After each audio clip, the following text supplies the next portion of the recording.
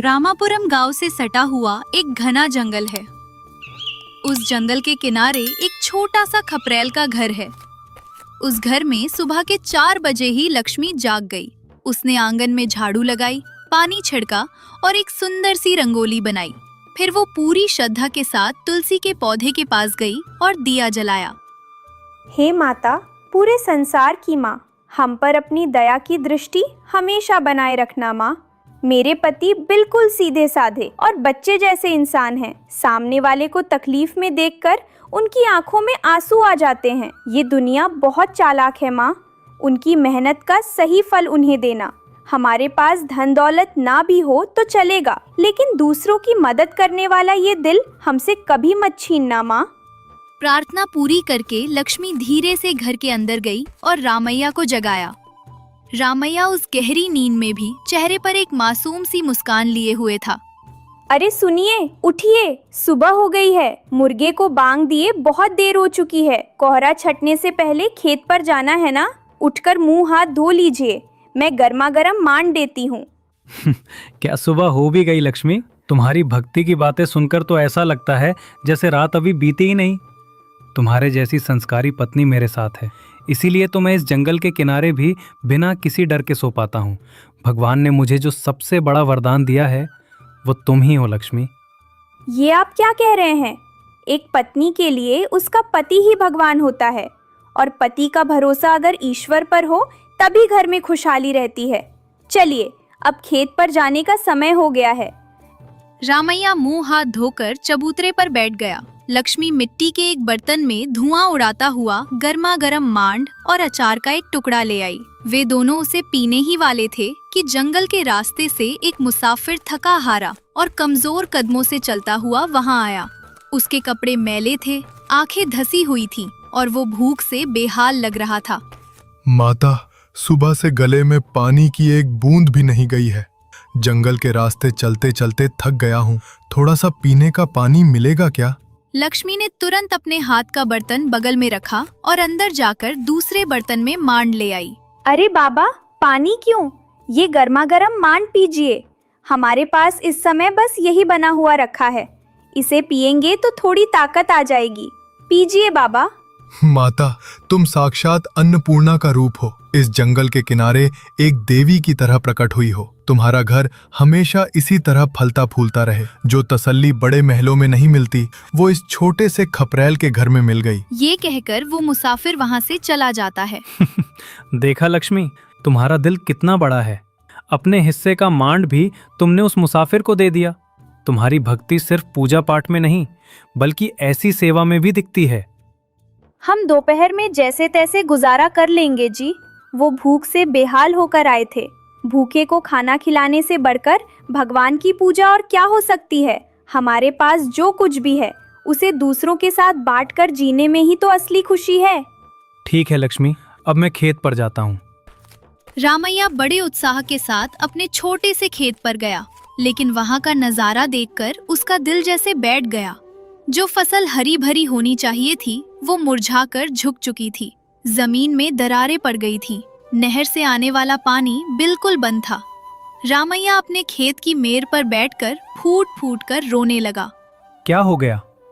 कल तक हरी भरी मुस्कुराने वाली ये धरती अचानक ऐसे क्यों सूख गई? पानी कहाँ चला गया? तभी बगल के खेत में काम कर रहा नागैया वहां आया और उसने रामैया के कंधे पर हाथ रखा। क्या हुआ रामैया? इस गांव में तुम्हारे खेत को छोड़कर बाकी सबके खेत हरे भरे हैं, सिर्फ तुम तक ही पानी क्यों नहीं पहुंच रहा? ये तो भगवान ही जाने। देखो नागैया, मेरे खेत में आने वाला पानी रुक गया है। नहर का बांध किसी ने बदल दिया है। मैंने ऐसा क्या पाप किया था जो मेरी फसल का ये हाल हो रहा है? मेरी पत्नी लक्ष्मी ने कितने भरोसे के साथ ये फसल बोई थी। रामैया, ये कोई पाप नहीं बल्कि सरासर जलन है। उस जमींदार को तुमसे जलन होने लगी है। उसके पास भले ही 100 एकड़ जमीन हो, लेकिन जब पूरा गांव तुम्हारी तारीफ करते हुए तुम्हें गांव में इकलौता भला आदमी कहता है तो वो ये बर्दाश्त नहीं कर पाता। मैंने सुना है कि कल रात जमींदार ने अपने आदमियों से कहकर तुम्हारे खेत की तरफ आने वाले बांध को बदलवा दिया ताकि पानी ना आ सके। उस 100 एकड़ के मालिक को तुम्हारी इस छोटी सी जमीन से क्यों इतनी जलन है? अरे, जमींदार साहब ऐसा क्यों करेंगे नागैया? मैंने तो कभी उनके आगे जुबान नहीं चलाई। मैं तो हमेशा उनके एक मजदूर की तरह रहा हूं। यही तो तुम्हारी मासूमियत है रामैया।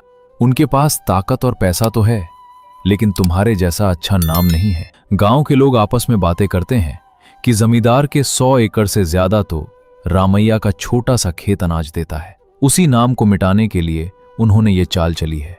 संभल कर रहना। नागैया की बात सुनकर रामैया लड़खड़ाते कदमों से जमींदार की हवेली की सीढ़ियां चढ़ने लगा। दिल में एक अनजाना डर था, लेकिन खेत के सूखने का दुख उसे आगे खींच रहा था। जमींदार अपनी हवेली की छत पर आराम से बैठा हुआ था और नौकर उसे पंखा झल रहे थे। रामैया को देखते ही उसने ऐसा चेहरा बनाया जैसे उसे कुछ पता ही ना हो। अरे रामैया, आज यहाँ कैसे आना हुआ? हमारी हवेली की सीढ़ियां चढ़ने का समय तुम्हें कब से मिल गया?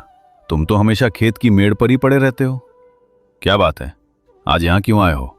मालिक, वो हमारा खेत, हमारे उस छोटे से खेत में पानी नहीं पहुंच रहा है मालिक। कल से नहर में एक बूंद पानी नहीं आया। पूरी फसल सूखने की कगार पर है। क्या गड़बड़ हुई है, जरा आप ही पता लगवाइए मालिक।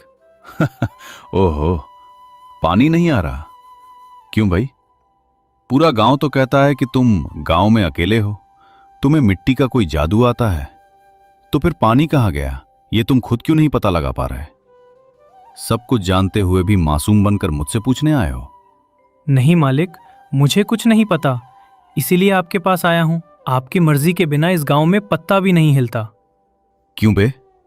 तेरे चेहरे पर जितनी मासूमियत है, अंदर से तू उतना ही चालाक है। अनजान बनकर मुझसे सवाल कर रहा है। तेरी हिम्मत कैसे हुई? मेरे सामने नाटक कर रहा है।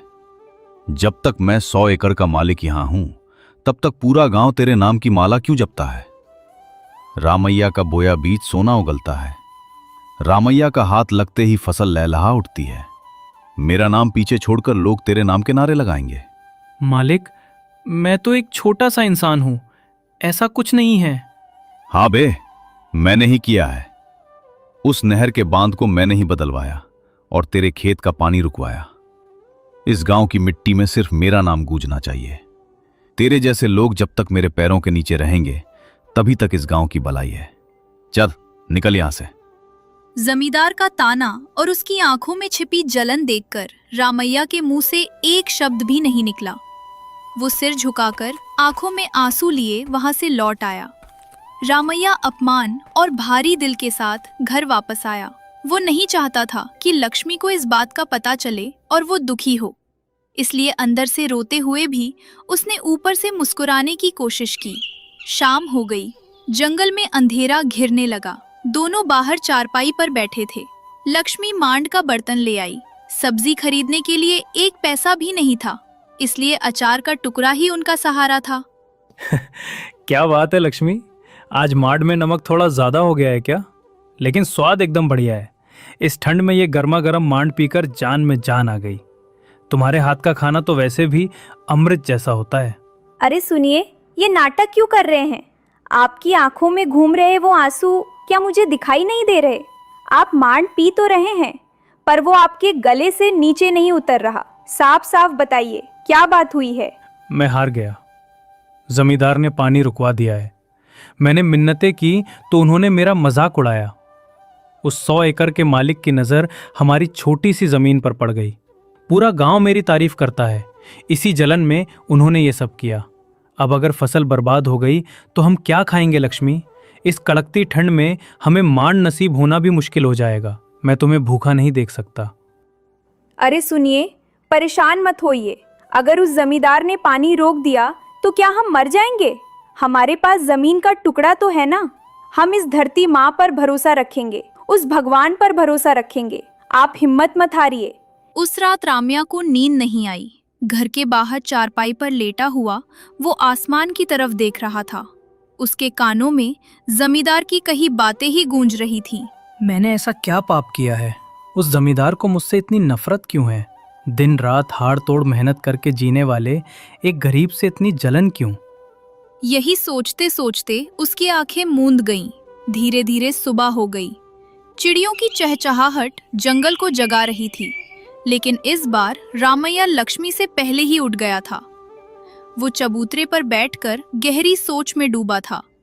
इतने में लक्ष्मी उठी और झाड़ू लेकर आंगन साफ करने बाहर आई। चबूतरे पर रामैया को बैठा देखकर वो हैरान रह गई। अरे क्या हुआ? आज आप मुझसे भी पहले उठकर यहाँ बैठे हैं। तबीयत तो ठीक है ना? क्या करूं लक्ष्मी, रात भर वही सब बातें दिमाग में घूमती रहीं। नींद आंखों से कोसों दूर थी। जमींदार का किया वो अन्याय मेरे दिल को झकझोर रहा है। अरे सुनिए, आप बिल्कुल फिक्र मत कीजिए। रात भर तो मैं भी नहीं सोई। मैंने उस तुलसी माता से प्रार्थना की है। मेरे दिमाग में एक बहुत बढ़िया उपाय आया है, सुनिए। रामैया की आंखों में एक नई चमक आ गई। उसने रामैया का कंधा थपथपाया और उसमें हौसला जगाया। सुनिए, हमारे पास जो जमीन है उसमें से थोड़ा सा हिस्सा छोड़ दीजिए। वहाँ हम एक छोटा सा तालाब खोदेंगे। इस बार जब बारिश होगी तो उसका सारा पानी उस तालाब में भर जाएगा। उस पानी से हम अपने बाकी के खेत की सिंचाई करेंगे। अगर हमें अपनी मेहनत पर भरोसा है तो भगवान भी हमारा साथ देगा। हमें जमींदार के भीख का पानी नहीं चाहिए। उसकी जलन के आगे हम अपना सिर नहीं झुकाएंगे। तालाब खोदना? लक्ष्मी, क्या हमारे पास इतनी ताकत है? खाने के लाले पड़े हैं, शरीर में जान नहीं है। कुदाल उठाने की हिम्मत भी शायद मुझ में ना हो। तालाब खोदने के लिए शरीर की ताकत नहीं जी, मन की ताकत चाहिए। हम दिन में सिर्फ एक वक्त खाएंगे, चाहे मांड पीकर ही रहना पड़े, पर हम वो तालाब खोद कर रहेंगे। अपने आत्मसम्मान के लिए हमें ये करना ही होगा। आप कुदाल उठाइए, मैं मिट्टी की टोकरियां उठाऊंगी। जमींदार अपनी हवेली से देखता रह जाएगा। पूरे गांव में फिर से आपका नाम गूंजेगा। लक्ष्मी, तुम कोई आम औरत नहीं हो। तुमने मेरे बुझे हुए दिल में हिम्मत फूंक दी है। कल सुबह सूरज निकलने से पहले ही काम शुरू कर देंगे। उस जमींदार की जलन के आगे अपनी मेहनत को जिता कर दिखाएंगे। रामैया और लक्ष्मी ने मिलकर दिन रात एक कर दिया। एक वक्त मांड पीकर बिना धूप बहार की परवाह किए उन्होंने उस छोटे से तालाब को खोद डाला। उनके हाथों में छाले पड़ गए, पूरा बदन टूट गया, लेकिन उनकी आंखों में जीत की चमक थी। गांव के लोग बड़े अचरज से जंगल के किनारे हो रहे इस काम को देख रहे थे। कुछ ही दिनों में आसमान मेहरबान हुआ और झमाझम बारिश हुई। वो तालाब पानी से लबालब भर गया। कुछ महीनों बाद रामैया का खेत हरी भरी फसल से लहलहा उठा। जंगल के पक्षी भी उस तालाब के पास आने लगे।